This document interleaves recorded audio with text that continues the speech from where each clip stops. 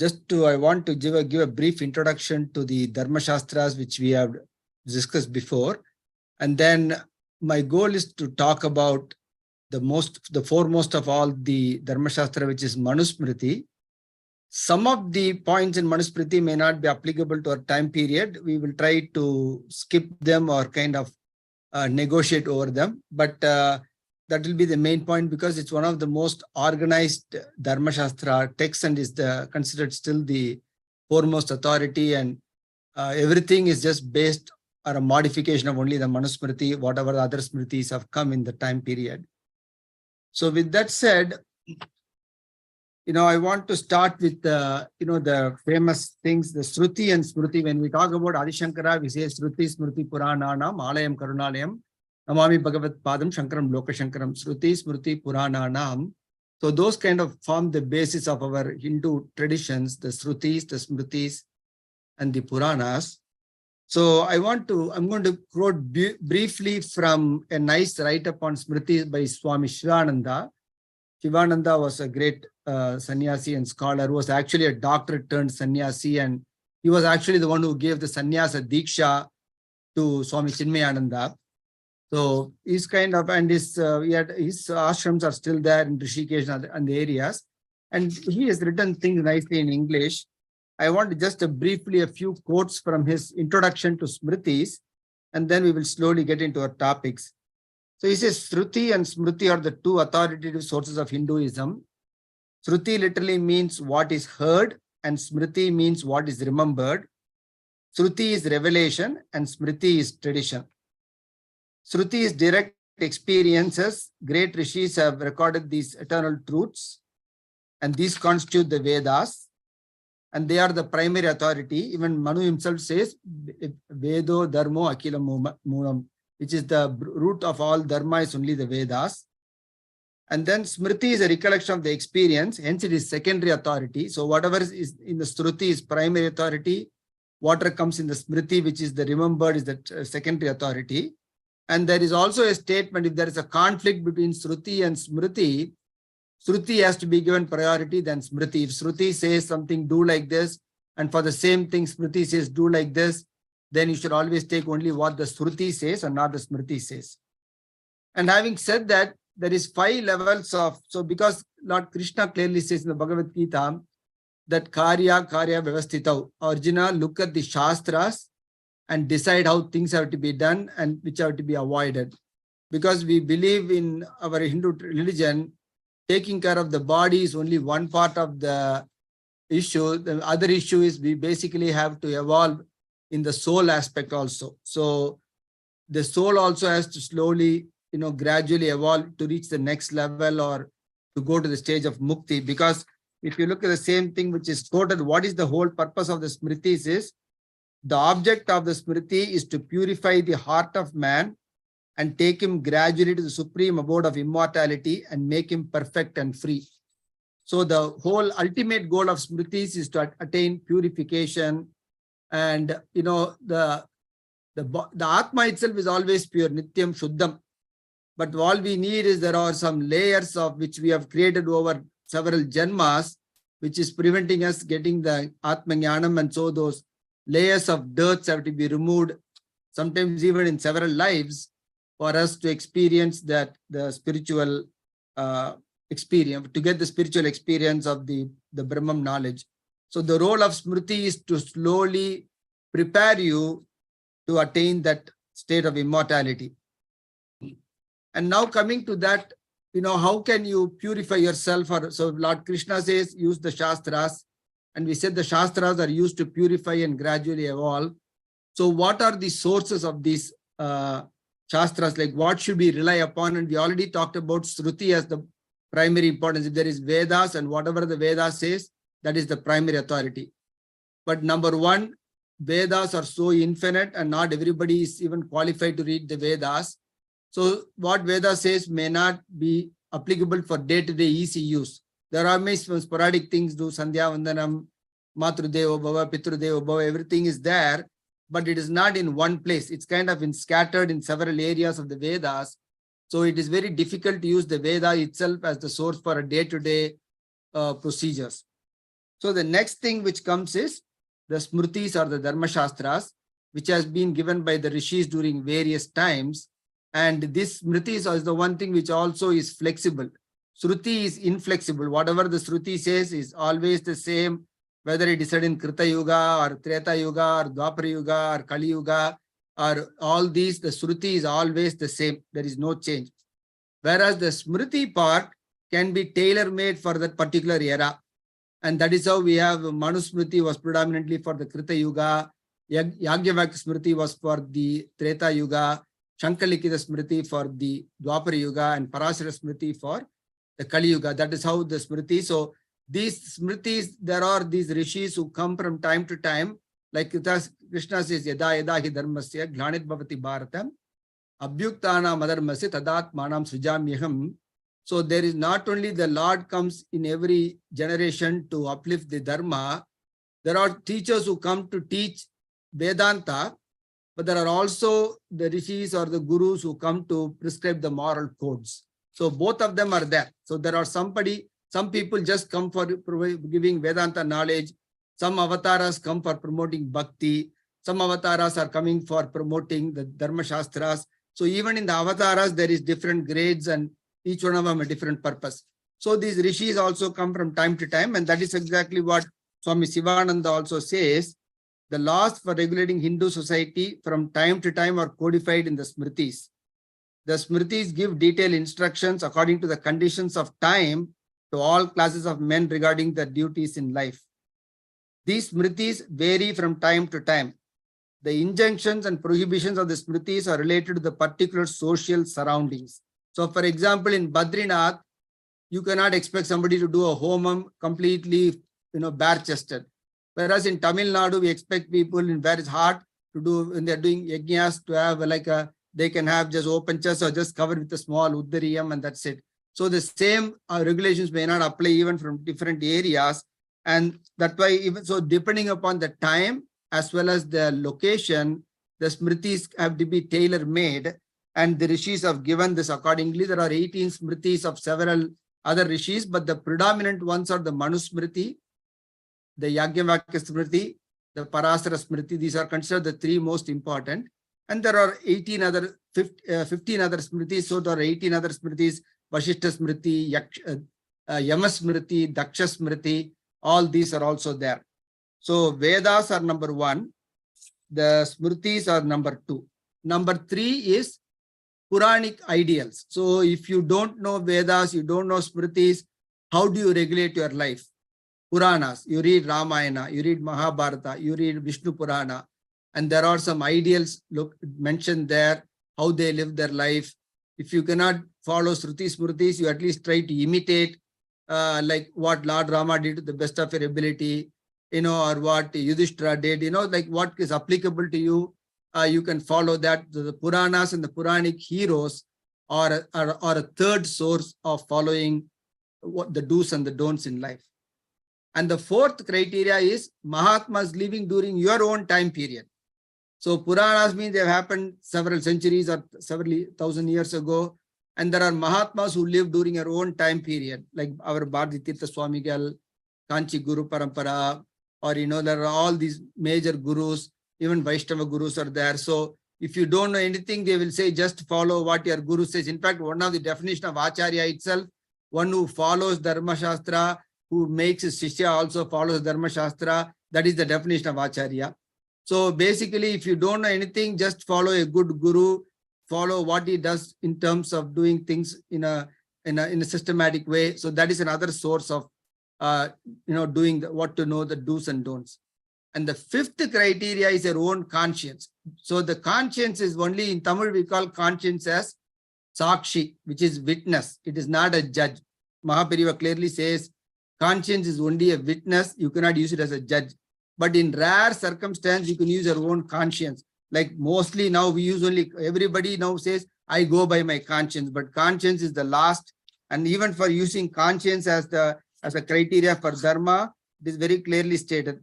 He who is endowed with a pure heart through protracted tapas, japa, kirtana, meditation, and service of the Guru, and who has been rid of all sins, he is considered to be of clear conscience. And in his case, the inner voice is also a source of dharma. Even Manusmriti also mentions the people who have completely purified themselves of all sins by all these rituals, they have reached a level of purity that the Antaryami himself directly gives what is right and wrong for them. So in that case, the conscience can be used as a source of dharma, but that is the last source for the majority of the people. So these are the levels: Sruti, Smriti, Purana, Mahatma, and your own conscience, but the conscience with some qualifications added to that. So that is kind of the, some introduction of these, the Sruti and the Smritis. So all the Shastras, again, we talked about Veda as a source. There is Kalpa Sutras, the Vedangas have, the Siksha, Vyakarana, Jyotisha, Nirukta, Kalpa, and Chandas. The Kalpa Sutras are part of the Vedangas, and each Kalpa Sutra, like Apastamba Kalpa Sutra, Bodhayana Kalpa Sutra. So these are all Kalpa Sutras. Each Kalpa Sutra has 4 subdivisions. We call it as the, they have the Sruti, the Sauta Karma part, and then the Smarta Karma part, the Upasana and other things. And then there is a Dharma Sutra part, and there is a Shulba Sutra. So Srauta Sutra, Grihya Sutra, Dharma Sutra, Sulba Sutra. Those are the 4 components of a fully made Kalpa Sutra. And there is some chapters called Dharma Sutras in these Kalpa Sutras, which is the bigger book. These are smaller chapters in the bigger book. Those Dharma Sutras, which was given by Apastamba Maharishi or Bodhayana Maharishi or Vasishta Maharishi or Asfalayana Maharishi, all depending upon your Rig Veda or Yajur Veda or Sama Veda or Atharva Veda, those Dharma Sutras are other source. So the Vedas, the Dharma Sutras, then comes the Smritis, which I already mentioned. Then the Puranas also give directions. Even Puranas tell you how to do the pilgrimage, how to do things like that. And there are Shad Darshanas, the Nyaya Shastra, Yoga Shastra, they also give code of conduct. Patanjali Maharishi gives code of conduct. In Nyaya Shastra, there is code of conduct. So that's also another source. And then commentaries. People have written commentaries on for example, Medaditi Rishi has written a commentary on Manusmriti. So those commentaries also give you valuable. I'm just giving one example. Haradattacharya has written commentaries on Gautama Sutras and Apastamba Sutras. So there is a lot of these commentaries are there. Even Sureshwacharya, one of the Sringeri gurus in the name of Vishwarupa, has written commentaries on some of these on the Smriti. So these commentaries also give another source. And then Nibandhas. Nibandhas are where we have briefly talked about Vaidinath Dikshitiyam, Nirnaya Sindhu, Dharma Sindhu, Veeramitrodaya. Those are all Nibandhas which have been compiled in the last 1,000 years by people of this age. And what they did is they have all these Puranas are telling something about going to Kashi.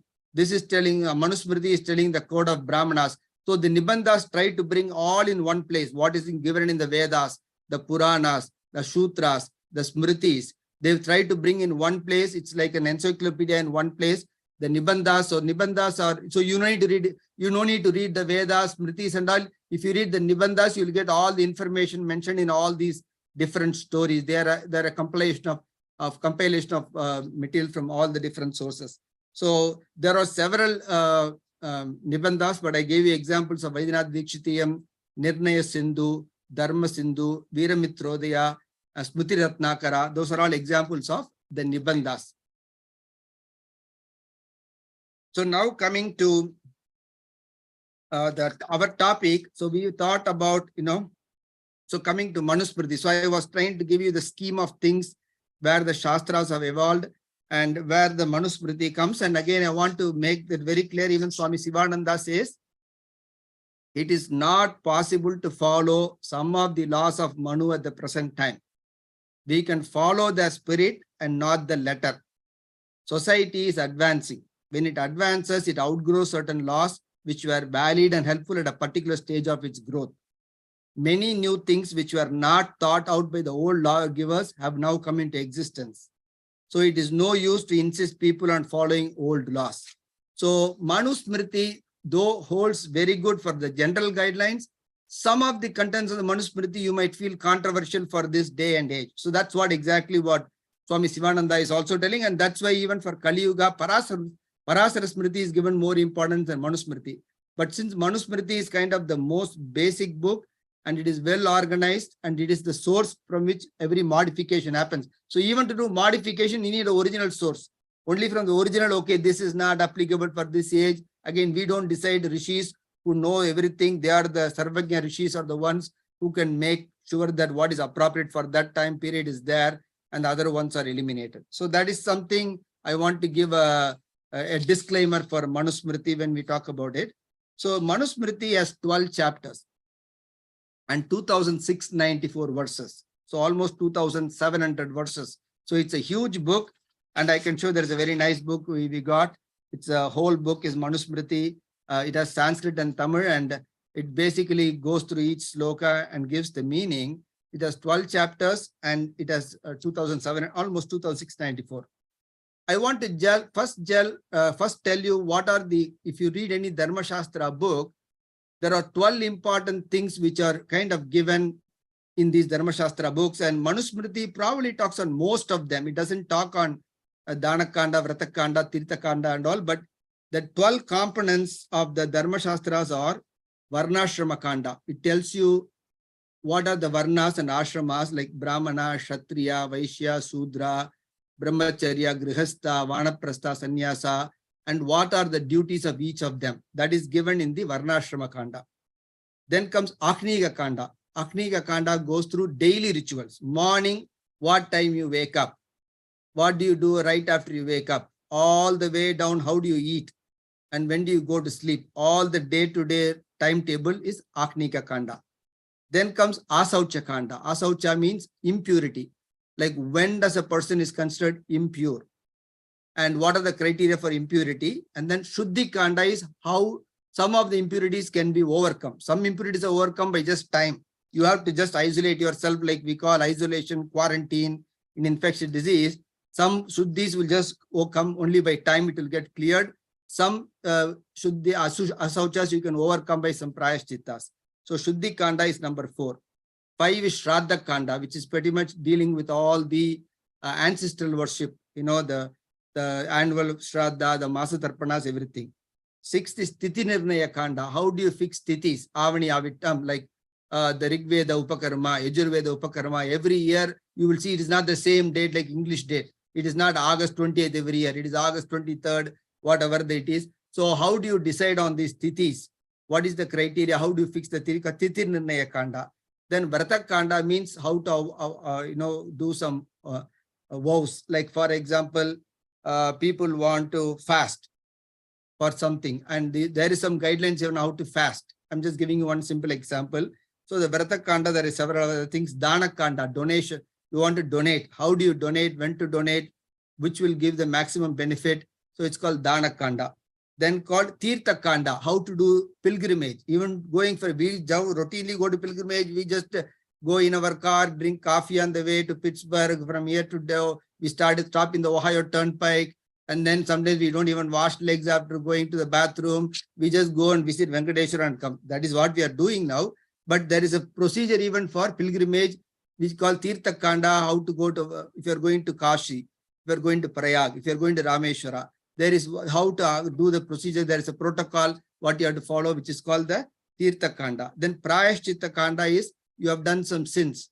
How do you absolve yourself of your sins? Because according to our Shastras, if you have sins and you have not done Prayashchitta, you will have to face some consequence for it.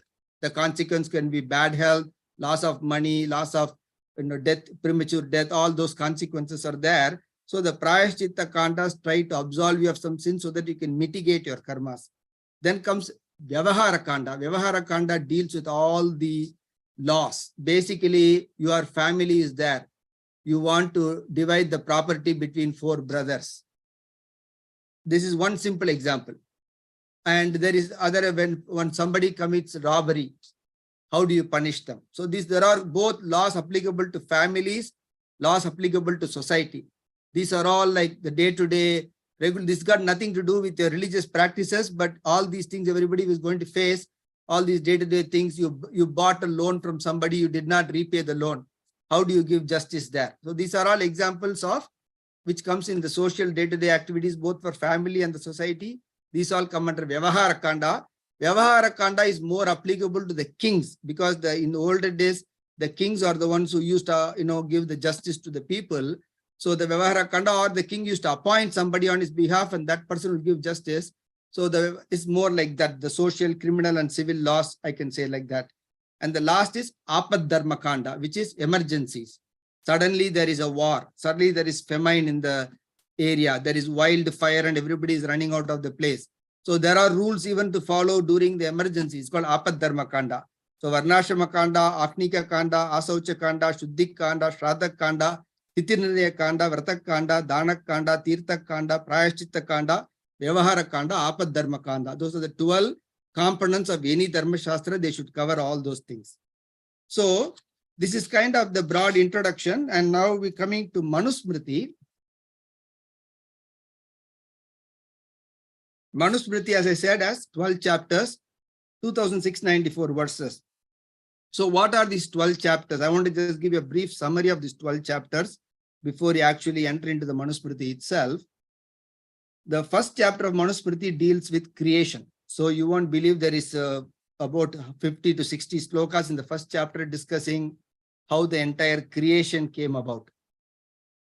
So I want people to understand, when we talk about creation in Hinduism, there is Vaidika Shrishti, there is Sankhya Shrishti, and there is Pauranika Shrishti. Shrishti is described in 3 different ways.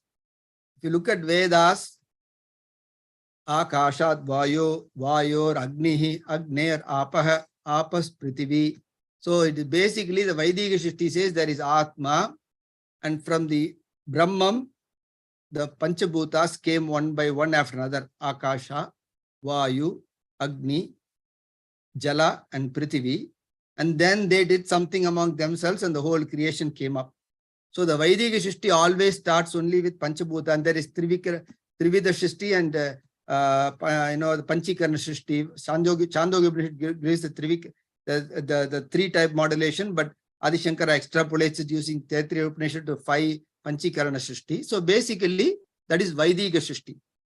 But if you go by Sankhya Shrishti, even Bhagavata Mahapurana, if you take Bhagavata Mahapurana, it goes only through Sankhya Shrishti. Though the Puranas are based on Vedas, some of them will describe Shrishti based on Sankhya Shastra, which will tell there is Purusha, there is Prakriti, from Prakriti came Mahat, from Mahat came Ahankara, from Ahankara Sattvika, Rajasika, Tamasika Ahankara, from Sattvika Ahankara so and so came, Tamasika Ahankara so and so came, the whole creation came. So it will not start with Panchabhuta Shrishti. It will start with Mahat Ahankara. That is called Sankhya Shrishti. And then there is Pauranika Shrishti. Pauranika Shrishti says Vishnu was lying in the leaf. And then from Vishnu's umbilicus came a lotus bud. And in the lotus bud, Brahmadeva came. And from Brahmadeva, all the Shrishtis came. So that is called Pauranika Shrishti. So there is Vaidika Shrishti, Sankhya Shrishti, and Pauranika Shrishti. And interestingly, Manusmriti will describe more like Sankhya Shrishti. But anyway, I'm not going to describe there is a big 50 slokas on the first chapter of Manusmriti, which describes how the creation happens. So that is number 1. Number 2, second chapter of Manusmriti is, it talks about the sources of Dharma. What are from where can you learn Dharma? I gave you all the examples already, and Manusmriti kind of lists it and includes Shishtachara. Shishtachara means the rules and regulations followed by Mahatmas during your own time period. It's also one of the criteria listed by Manusmriti. So we talked about the Vedas, Dharma Shastras, Puranic ideals, the Mahatmas during your time period, and then finally your own conscience. The third chapter and the second chapter also starts with the samskaras for the from the Seemandam, which is the conception time till the Upanayana. So we talk about the Jata Karma, Nama Karma, Chaula, Upanayana, how to do the sacred thread ceremony. All these are described in the second chapter. So the sources of Dharma, as well as all the initial samskaras up to Upanayana. So again, if you remember, Upanayana was in those days prescribed for Brahmanas, Kshatriyas, and Vaishyas. And each of them have a different small change in the Upanayana protocols. So those are things which are dealt in the second chapter. The third chapter deals with marriage, which is after Upanayana, the person goes even up to Snataka, it goes in the second chapter of Manusmriti, which they go and learn the Vedas and all the Vedic vratas which they have to perform. And after the Vedic vratas are completed, they come as a Snataka and then they get married. So the third chapter of Manusmriti starts with marriage. It all describes 8 types of marriage, which Mahapariva nicely describes in one of his chapters, Devatin Kural. And then it tells, once you get married, you become a Grihastha. So the Brahmacharya rules were given in the second chapter. The Grihastha rules are coming in the third chapter. And this is the chapter which deals about the Pancha Mahayajnas, which is the Brahma Yajna, Deva Yajna, Pitru Yajna, Manusha Yajna, and Bhuta Yajna. The Pancha Mahayajnas are given importance in the third chapter of the Manusmriti. The fourth chapter of the Manusmriti continues on the Grihastha Dharmas. It gives all the Srauta Karmas, the Agnihotra rituals, which are all come under Srauta Karmas, and also about Swadhyaya, how even a Grihastha should continue to learn, and how you slowly get purity of mind and control of the senses. So all those are described in the next chapter, the fourth chapter of the Manusmriti. The fifth chapter deals with Asaucha Kanda and Shuddhi Kanda. We talked about impurities. When does somebody get impure? And when they get impure, how can they get rid of the impurities? The Shuddhi Kanda, they all comes in the fifth chapter of the Manusmriti. The sixth chapter deals with Vanaprastha and Sannyasa Ashrama. So you go through Brahmacharya, Grihastha, then you become Vanaprastha and Sannyasa. For those people, what are the rules and regulations for the Vanaprastha and Sannyasa? They are described in the sixth chapter of the Manusmriti. The seventh chapter discusses about Kshatriya Dharma, which is the regulations for a king. How should a king rule? How should he collect taxes? How should he protect the people? All the Rajya Dharmas are described, the Kshatriya Dharmas are described in the seventh chapter of Manusmriti. The eighth chapter deals with the Vyavahara Kanda, all the civil and criminal laws. Basically, again, it comes only as a continuation of Kshatriya Dharma, because like I said, in olden days, the king was the one who used to deliver the justice. So it goes through a lot of scenarios, and each scenario, how the king should deliver a justice based on what. And if a property dispute comes, area dispute comes, they will say, oh, this boundary is my home, that this bias is encroaching in my home now. Those are all dealt in Vyavahara Kanda. So thus comes there. And then comes the ninth chapter is also a little bit continuation of the family and the society laws. The 10th chapter deals with Varna Shankaraha, like mixed caste, which is happening all the time now. When people do cross marriages, all those things, how to deal with those scenarios. And also it talks about Apadharma Kanda. So the 10th chapter not only deals with Varna Shankaraha and how to, apply rules and regulations for them, and also the emergency laws, which I said about in like famines or, war times, what are the rules and regulations to be followed. The 11th chapter deals with Prayashchitta Kanda. It deals all the how can you get rid of your sins, what procedures you can follow to get rid of your sins. That comes in the Prayashchitta Kanda. And the 12th is philosophy, actually. The Manusmriti's 12th chapter is actually Tattva Jnana. Manusmriti gives the protocol for how a person can become a Brahmajnani and attain moksha also. So it starts with Srishti, it ends with Mukti. So remember that the first chapter of Manusmriti is Srishti, creation. The 12th chapter of Manusmriti is Mukti, how to get liberation. So it covers the entire gamut in a very nice format. And Manu is the ultimate authority for Dharma Shastra for the entire Manvantara. Even the rishis have to listen to Manu and they have to modify only what Manu said. So Manu is the ultimate authority for Dharma Shastra. So that is kind of a brief introduction of Manusmriti. So what I will do is, since we started like 10 minutes late, I will do quickly 10 minutes, some slokas for the Manusmriti. And then that way we would have started with some slokas. And then we will go next session. So I'm going to read some 20 slokas very, very quickly from Manusmriti and keep telling the meanings, very easy to understand. Remember, I told you the first 40-50 slokas go with creation. First, it will tell all the rishis assembled in front of Manu. They want to get the rules and regulations from Manu. And then Manu gives just a few lines and then he calls Bhrigu Maharishi. Manu's Sishya and says, Bhrigu, I have taught to Bhrigu Maharishi all the rules and regulations. Bhrigu will talk on my behalf. So the interesting thing is, except for the first 15-20 slokas, everything else is actually told by Bhrigu Maharishi in the Manusmriti. And he is the disciple of Manu and he tells this is what Manu said and he keeps telling all that stuff. So even the creation part and all is actually given only in the book by Bhrigu, but it's all, he says that I learned it from Manu and I'm just telling you what Manu told me. And so I'm starting from the 87th sloka of the first chapter, which talks about the creation and other things. And the first chapter itself has like 105 slokas. Remember, the whole book is 2,694 slokas. So most of the chapters will have more than 100 slokas only.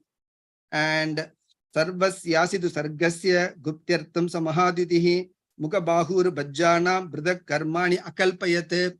So basically it says Lord Brahma created the four varnas, Brahmana, Kshatriya, Vaishya, and Shudra from his from his creation, and he gave them rules and regulations. Adhyapanam, Adhyayanam, Yajanam, Yajanam Tatam, Danam, Pratigraham Chaiva, Brahmananam, Akalpayate, Adhyapanam, Adhyayanam, Yajanam, Yajanam, Danam, Pratigraham. These are the 6 duties of Brahmanas. So he says Brahma created all the 4 varnas, and for all the 4 varnas, he gave them rules and regulations. And the first rule is only for the Brahmanas, which is teaching Vedas, reciting Vedas, performing yajna, supporting other people performing yajna, getting dana, giving dana.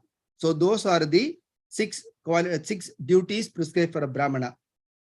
Prajanam rakshanam danam ijya adhyayanam evacham vishayeshu aprasaktischa kshatriyasya samasataham.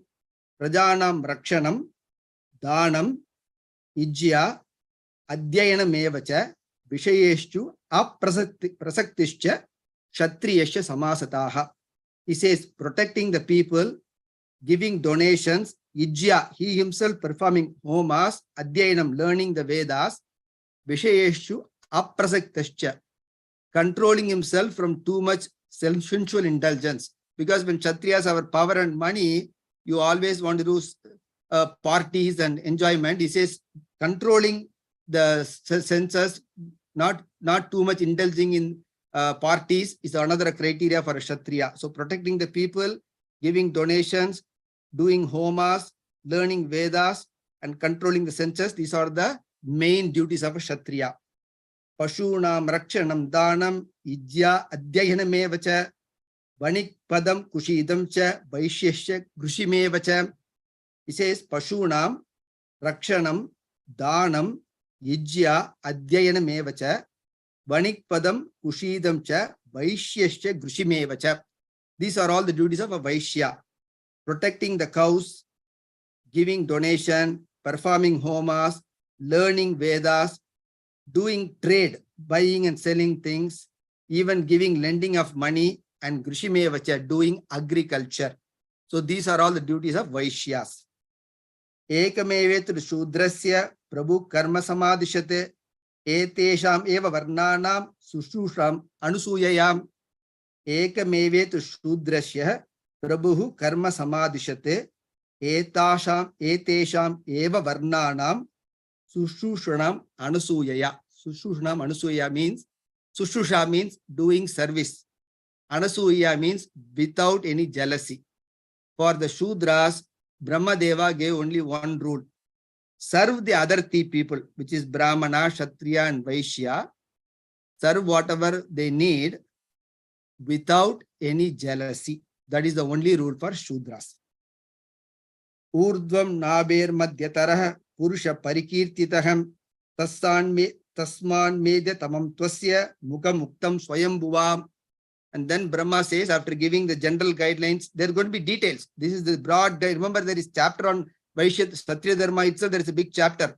This is general guidelines, what are the major, this is like the bird's eye view he has given the duties of all these people. And then he says about the body, any part in the body above the umbilicus is pure, any part in the body below the umbilicus is less pure, and even above the umbilicus, the face is the most purest. Urdvam Naber Madhyataraha Purusha Parikirtitaha Tasman Medya Tamam Twasya Mugam Uktam Swayambhuva. Swayambhuva means Brahma is called Swayambhuva. Then he goes to Uttamangod Yudyat Brahmanashchaiva Dharanat Sarvasaiva Asya Sargasya Dharmato Brahmana Prabhu. He says Brahmana is the Prabhu for all dharmas. So the main role of Brahmana is to protect dharma by learning the Vedas. Dharmato Brahmana Prabhu. We learn in Vishnu Sahasranamam, Achara Prabhavo Dharmo, Dharmasya Prabhurachyudaha. We says Vishnu is the Prabhu for dharma, whereas Manu says Dharmato Brahmana Prabhu. Brahmanas are the Lord for dharmas. By knowing the Vedas and by making sure everybody follows the rules and regulations, Brahmana is the Prabhu for dharma.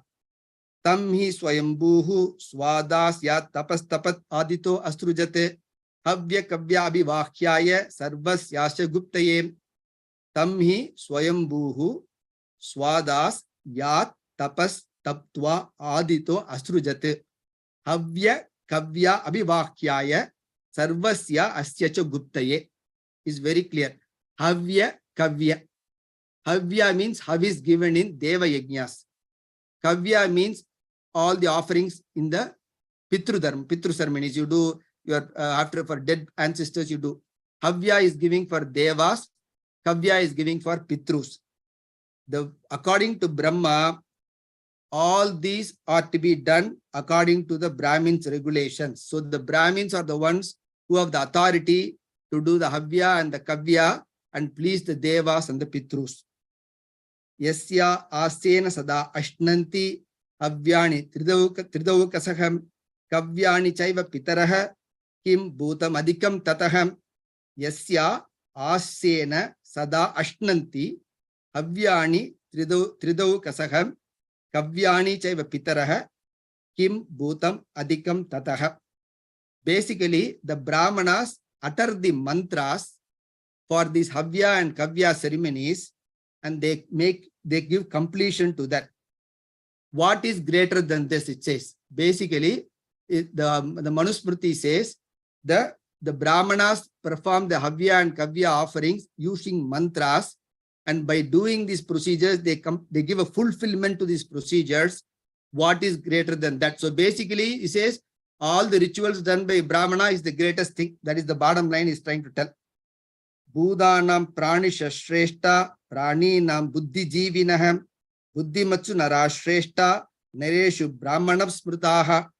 Bhudanam pranina shreshta praninam buddhi jivinaham buddhimatsu narashreshta nareshu brahmana smrutaha. It says, among the creations, the animals are superior. And of the animals, the one which has brain or which can think, they are better. And among the things which think, because we think even gorilla thinks, elephant can think because elephant can remember things. So not only humans can think and remember, there are some animals also which can do that. So among the people who can think, the humans are better. And among the humans, nareshu brahmana smrutaha. The Brahmins are better. So these are all like, if our DMK Stalin hears all these things, he'll be boiling red hot. But that's exactly what the Manusmriti says. Buddha nam pranina shreshta, praninam buddhi jivinaha, buddhimatsu narashreshta, nareshu brahmana smritaha. Brahmaneshu cha vidvamso, vidvatsu kridabuddhayaham, kridabuddhishu kartarha, kartrushu brahmavedinaham. Brahmaneshu cha vidvamso, vidvatsu kridabuddhayaha, kridabuddhishu kartarha, kartrushu brahmavedinaham. So it says, even among the Brahmins, the Vidwans, like who are knowledgeable, they are better. And among the people who are knowledge, who do anushtanas, kritabuddhaya, who do all the anushtanas, they are better. Kritabuddhishu kartaraha, not only those who do, but who can write about it and teach about it, they are better. Kartrushu brahmavedinaha, among the people who can do and teach, who know the Brahma Jnana, they are the superior. Brahmaneshu cha vidvamso, vidvatsu kridabuddhayaha, kridabuddhishu kartaraha, kartrushu brahmavedinaha. So I'm going to stop with that sloka in Manusmriti today. Mangalam koshale indraya mahaniya gunapte chakravarti tanujaya sarvabhaumaya mangalam shriyak kantaya kalyananidhe ertinam Sri Venkata Nivasaya Srinivasaya mangalam.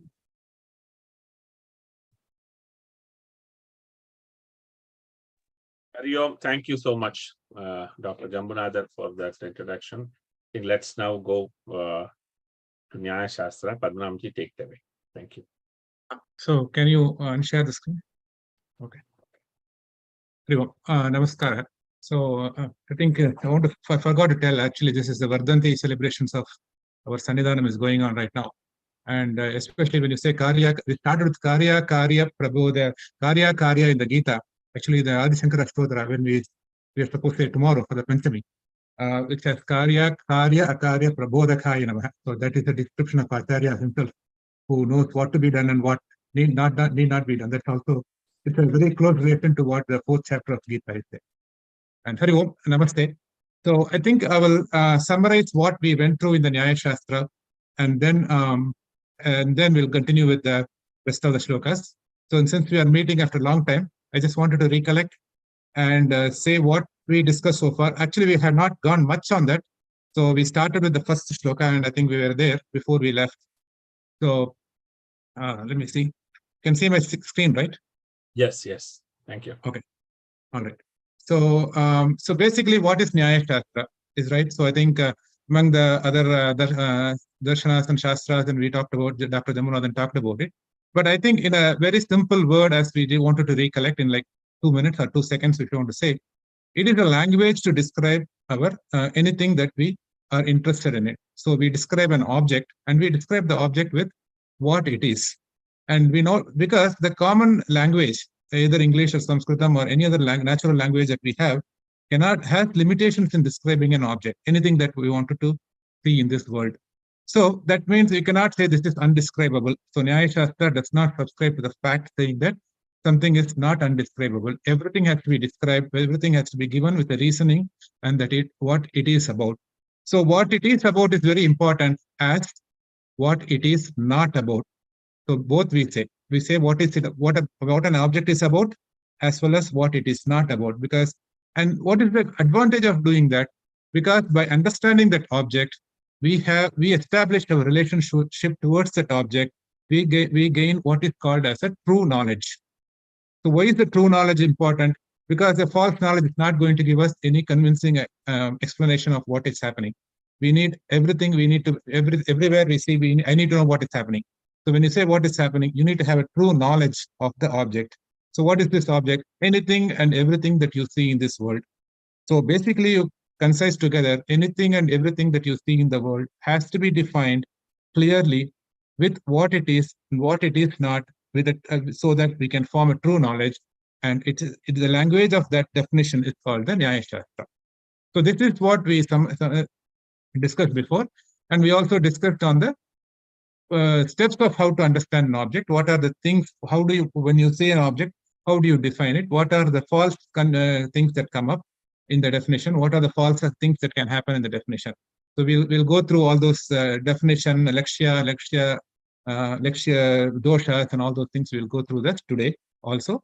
So that is in summary. And by knowing the true object, so before that, I think we have Nyaya Shastra and Vaisheshika were two different shastras in the Prachina Kala. So they had similar concepts of reasoning of what the Dharma Shastras talk about. It's used for explaining the Dharma Shastras and how to reason and identify all those things, rather than blindly believing what somebody says, right? So you just have to explain this with a reason. So that is the main reason why the Nyaya Shastra and the Vaisheshika Shastras were there as part of previous Dharma Shastra as defined. That was the Prachina Nyaya. Later in the recent centuries, we have the Navya Nyaya Shastra, which is a combination of both of them. So which has taken both from Nyaya Shastra and the Vaisheshika Shastra and has come up with the Navya Nyaya Shastra. And we are going to learn what is the Navya, whatever has been defined in the Navya Nyaya Shastra by a text called Tarka Sangraha, written by Annam Bhattacharya. So all the Shastras, whether Nyaya Shastra, I'll be intermittently using it, but I would rather focus more on the Tarka Sangraha. All the three things, Tarka Sangraha or Nyaya Shastra, the Vaisheshika Shastra, definitely says, all these Shastras says, what is my goal? My goal is Sukha Bodham. I understand, need to reach the happiness, because all of us need happiness. Nobody wants sadness, right? So that is the thing. So how does one of the Shastras, I think the Vaisheshika Shastra says, what is Sukha? dukkasya atyanta abhava. So there is abhava of the dukkha. So there itself explains, right, in a simple word. When there is no dukkha, you get sukha. So that is a simple explanation for sukha. I mean, you can say sukha is I stay in a resort, enjoy good food and all those things, but they're all intermittent. But atyanta abhava is totally no dukkha, and then that is the sukha. Now, by understanding the objects, understanding the things that are in the world that we see, we perceive through our senses, and by realizing what it is, we get the atyanta sukha. So the Tarka Sangraha's Mangala Shlokam starts with Nidaya Hridi Visvesham, Vidaya Guruvandana, Balanam Sukha Bodhaya, Kriyate Tarka Sangraha.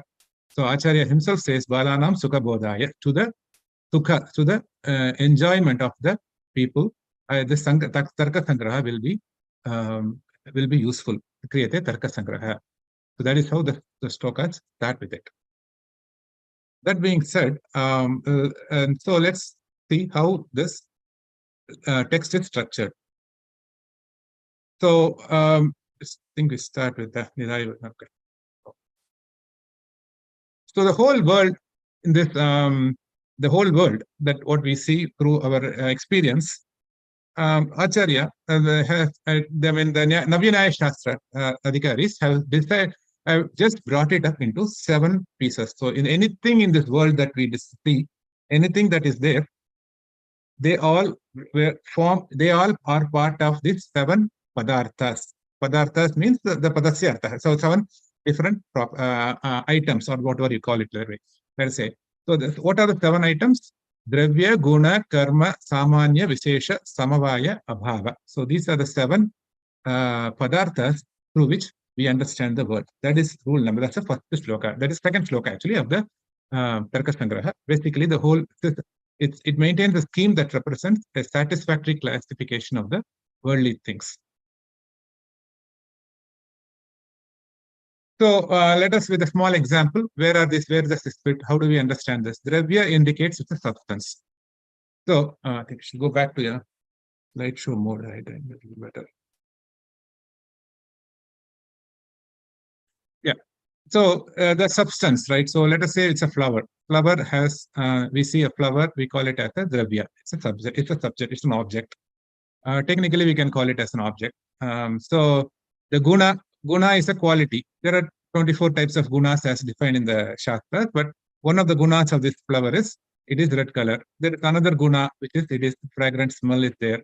Or it is taste. It's the stamens will taste sweet. You know, we used to eat the stamens in the past, so the stamens are used to be very sweet, and so on. So there are different gunas that are available, that are there in that flower, and we see the bud blooming into a flower. So that is a karma that is happening. That is an action that is happening on the flower, and the flower itself is classified. It is, this object is classified as a flower, and within the flower we classify this as hibiscus, this as rose, and so on. So there are classifications that can happen, and we can establish a relationship between these classifications, which is called as the samanya. And the very important factor is the uniqueness of this flower. I mean, uniqueness. Vishesha says that it is unique. So a hibiscus is unique from a rose and jasmine and all those flowers. We also say this hibiscus, this particular hibiscus is different from another hibiscus. So we need to understand that visheshatvam, so that uniqueness that is being defined. So that is a padartha. And then we have a dharma-dharmi relationship. There is a flower, and the flower has this guna, and all the relationship between the inherence and all those kind of relationship are there. That is a samavaya. And we are going to go through each of these definitions in each of them as shlokas. So I'll detail the samavaya explanation when I talk about samavaya. And abhava means this flower is a hibiscus, and this is not a lotus. So there is a lotus absence, and this is the hibiscus. So that's something which we explain this. This is how we explain this flower hibiscus. So there are, if I classify the padarthas, there are 2 different padarthas, bhava padartha and abhava padartha. So the first 6 of them are called as a bhava padartha, which means it is explaining what it is. So the gunas, the padarthas are dravya, guna, karma, samanya, vishesha, samavaya. Whereas in the abhava padartha, the abhava is the only thing. So it is describes about non-existence, and Then the Bhava Padartha is further classified into Samsarga and all those Prak Puradvamsa and all those things. We are going to continue that later. And okay, I think I'll go to the so we start with the Dravya. So I think we finished at this point. I think we left at this point last time. So I'll continue from this point. So the sloka says Tatra Dravyani Prithivya Tejo Vayo Akasha Kaladik Atma Manamsi Navaiva. So there are 9. We saw the 7 padarthas. In the 7 padarthas, the first padartha is a Dravya, which is a substance. We call it as a substance normally in English.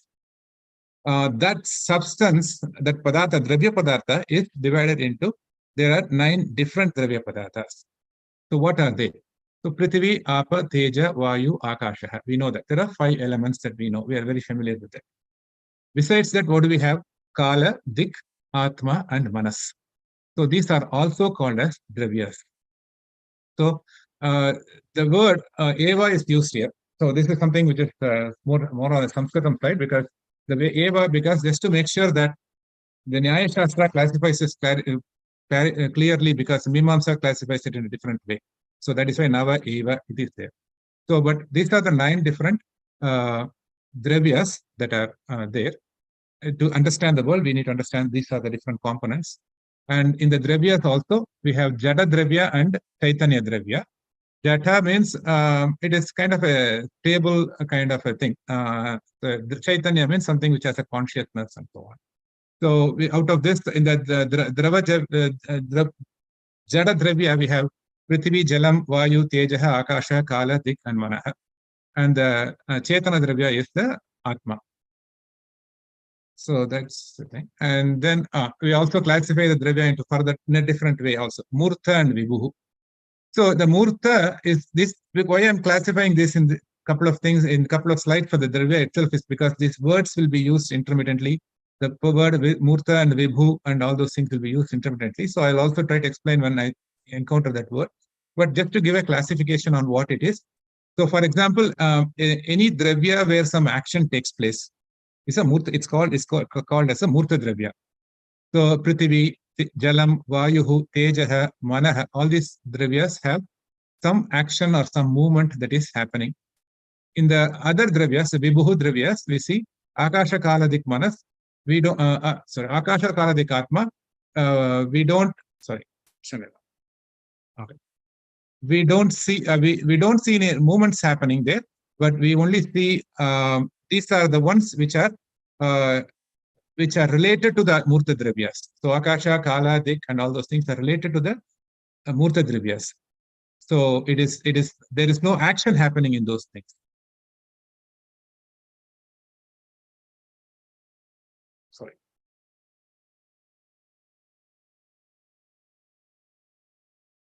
Okay. Now we also see what a Dravya is and what are the things that with the other padarthas, that how it exists. So the Dravyas have two qualities from the other padarthas. So Dravya is always related to with a guna or a karma or both. So that's also possible. So obviously we saw in the previous example, the Dravya is related by the flower is related with the guna of the color and the karma of the blooming and all those things. So these are the two things that are the Dravya is constantly in relationship with. So then we go to the gunas. So there are 24 gunas that has been classified by the Acharya. So what are they? Wait just a second.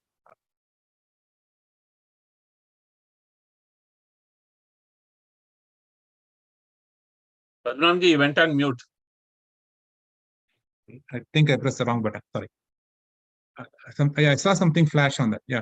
Rupa rasa gandha sparsha sankhya parimana pratakva samyoga vibhaga paratva aparatva gurutva dravatva sneha shabda buddhi sukha dukkha ichcha dosha prayatna dharma samskaraha chaturvimshati gunaha. I did a sandhi vibhajanam in between, but it's just basically one word. So this whole thing is just a word.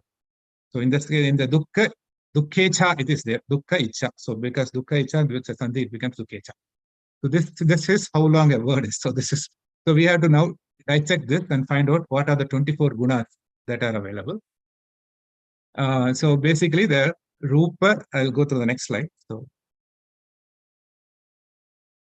I'll give you the English translation, it's much easier. So we'll go through the Rupa, which is a color. Rupa in this case is form. Normally we use it in English, but I think in this context it is color. Rasa is a taste, smell, touch. Sankhya is the number. Number is 1, 2, 3, 4, and all those kind of numbers there.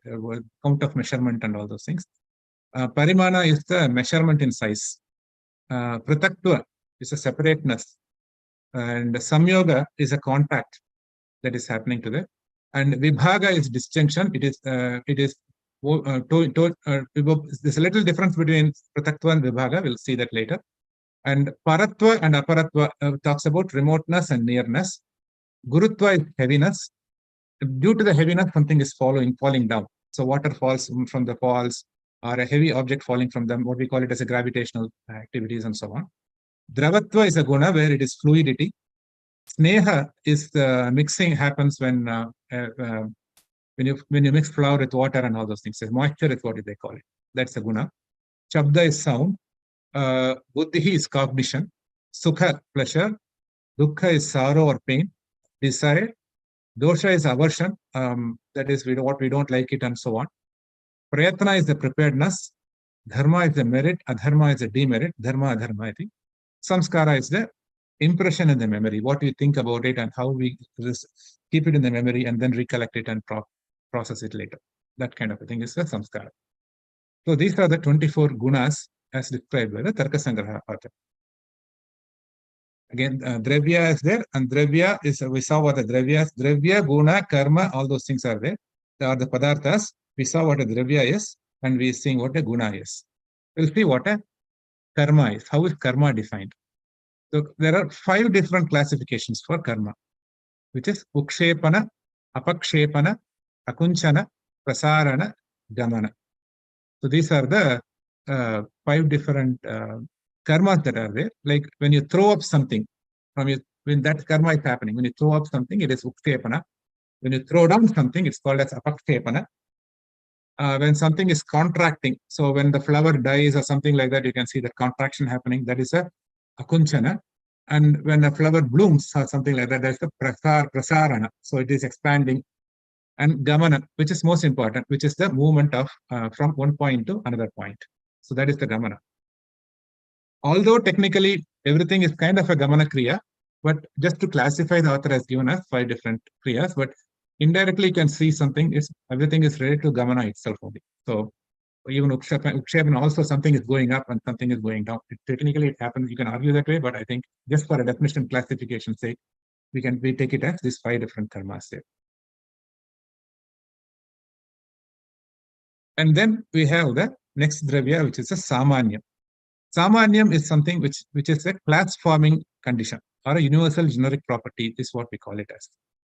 So there are 2 different types of samanyam, param, aparam, cheti, vividam, samanyam. So there are, what are the 2 things? Param and aparam. So the param stands for a pervader and aparam stands for the pervaded. So where does it happen? So we see that a part is there. A part has a quality, or we can call it as the partness. So the partness quality is there. Within the part is made of clay. So it has a clayness property or earthness property is also there. The part is also a dravya. So it has the prithvi, it has the property of prithvi also embedded in it. And part also exists. So part exists, so does other objects exist. Similarly, from earth also we make toys. So a part alone is not a clay object. A toy is also a clay object. A stove is also a clay object and so on. Similarly, if you take prithvi has so many things. It has trees, it has flowers, it has pots and everything. So you see that there is a classification that is being done. And one classification is related to another classification with a pervaded and pervaded and pervadation relationship. And whatever is in the higher level, we call it as the pervader. That is a param. So in the part example, within partness and earthness, since partness is pervaded by the earthness, the partness stands for the aparam, and the earthness stands for the pervader, which is a param. So that is how that relationship is being defined as.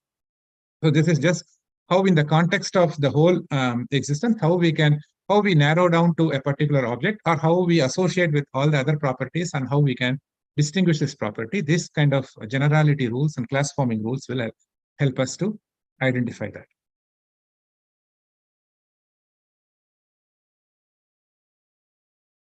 नित्यद्रव्यवृत्तयोः विशेषत्वानन्ता एव, विशेषस्तु अनन्ता एव.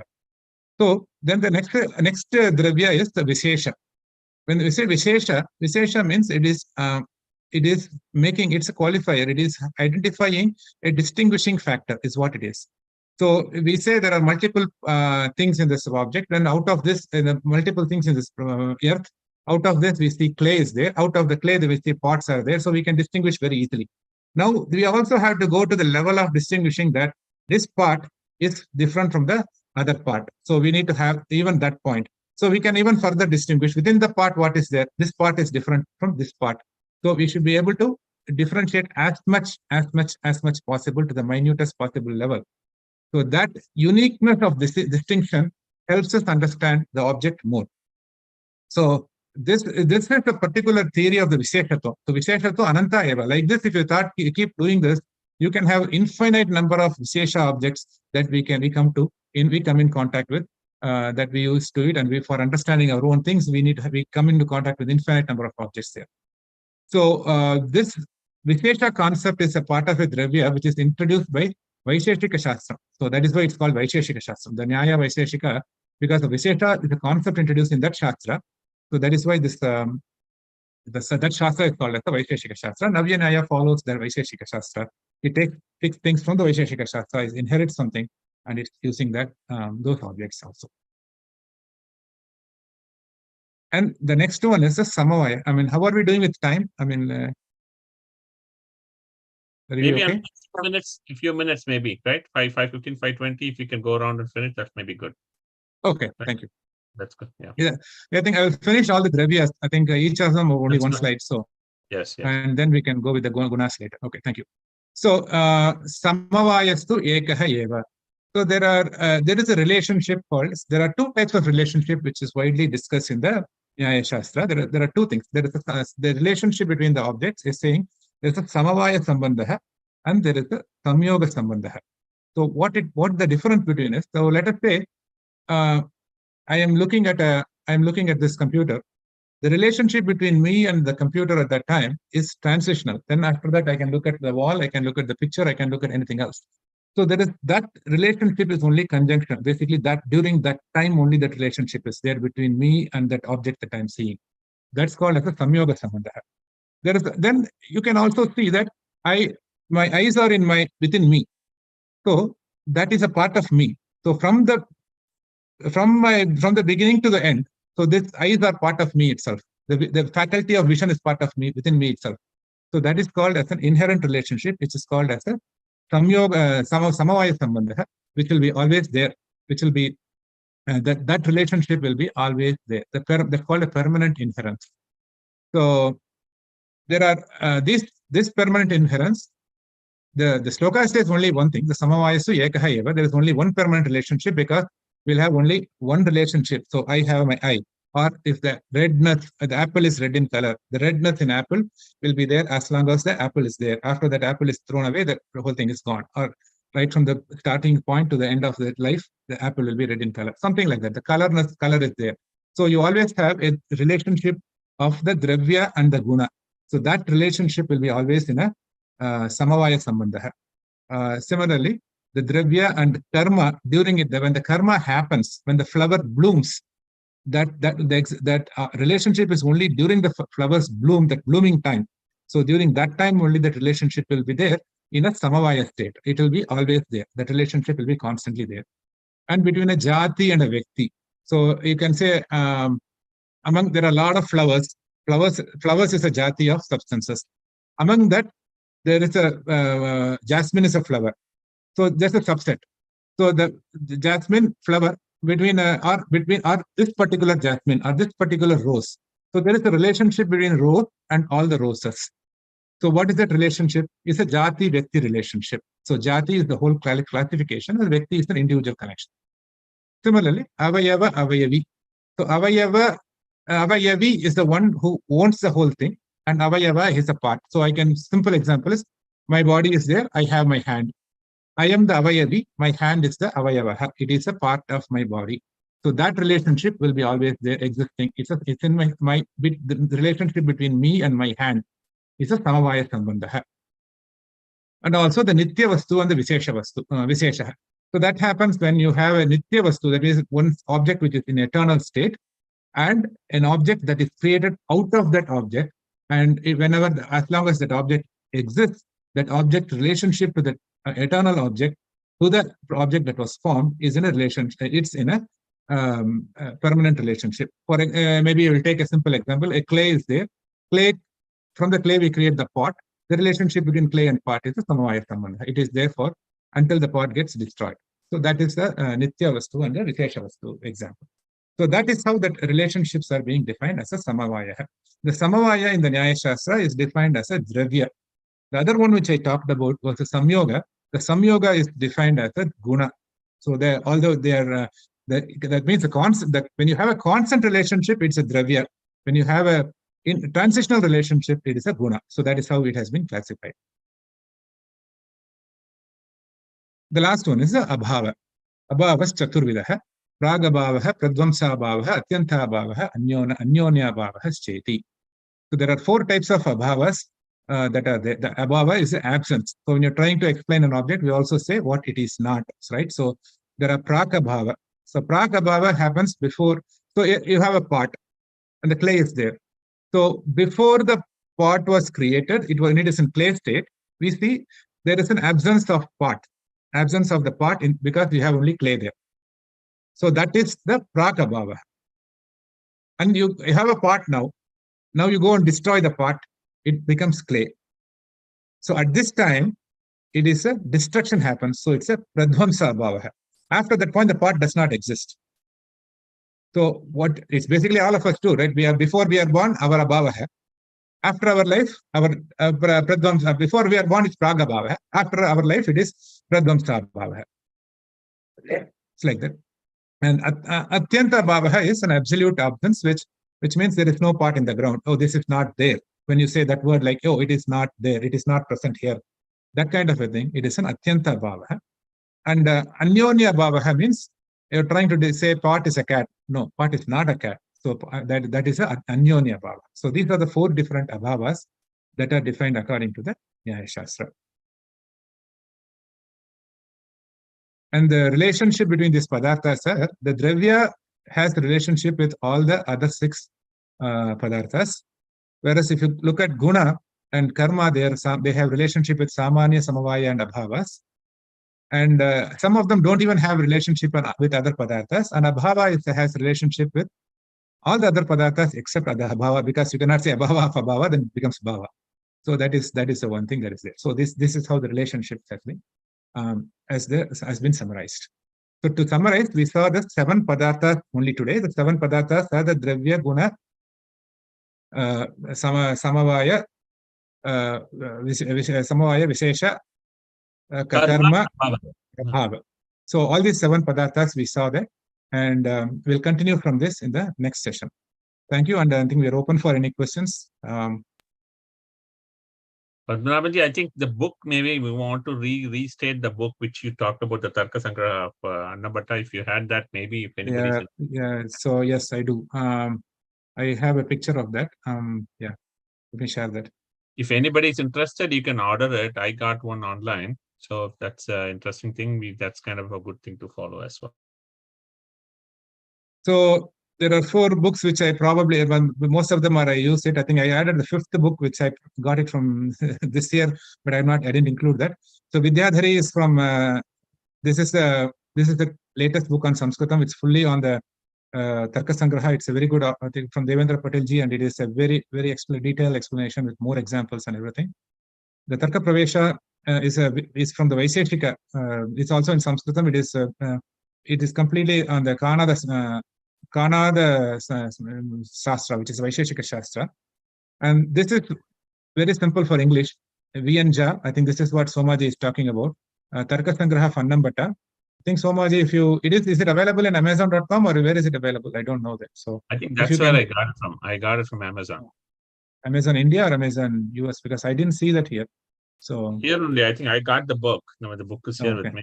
So it's Oh, based okay. on that. So this is a very, very, very beautifully, very simple language explained according to like what Jambunathan says. According to modern days, how it works. This is how it is. So this is a very modern way of explaining for us to understand. So that's a very, very beautifully explained book. And this is a quite old book, but this is available only in archive. I only found it in archive.org. It is it is a little bit old in the sense that it is maybe 100 years old, so that in language is slightly higher than what we normally use today. So we have to have an interpretation of that language as well to understand it. So, but that's the standard. It's a very high standard book, though. So these are the 4 textbooks that we recommend. So thank you so much, Padmanabhanji. I think today we covered both the Dharma Sastra side as well as the NYAYA Shastra. I think these are important primers and important pieces of us when we are into to the Vedanta. So thank you again. Hopefully we'll continue this. Right now looks like it's the 3rd Sunday. Right, so we'll continue to have the same thing as we move forward. Next is September 17th. Somaji, just one small thing. The next month, 3rd Sunday, I'll be out of the country. So if you want to just do it, Padmanabhanji, please go ahead. Okay, good. And just do the NYAYA Shastra part on next September month. I'll be out of the country during that time. So yeah. Thank you. That'll work too. So Thank we you. can That's take any question. questions. I mean, if you have 1 or 2 questions for Jambunathan or me, I think we can take it. But otherwise, we can. There is an email as well. It's called, I think, dslectures@svbf. I'll just show it to you. You will be welcome to send that out as well there. We'll be happy to answer. But as you said, if there are 1 or 2 questions, please feel free.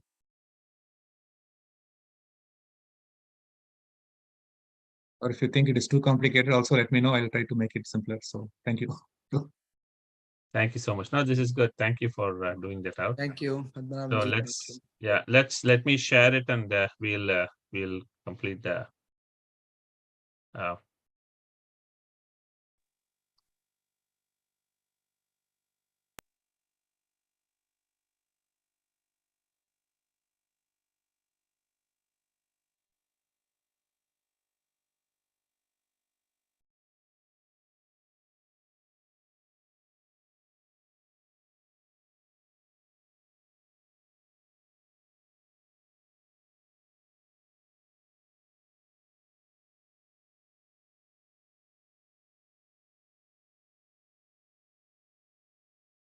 just playing or not. The sound is not there, but I think your display is going on. The sound is not there, right? I don't know how we need to get the sound out there. Let me see if we can get the sound out once more. Sound is there right now, but I think you need to share with the sound, right? I did. So let us see if this shows up.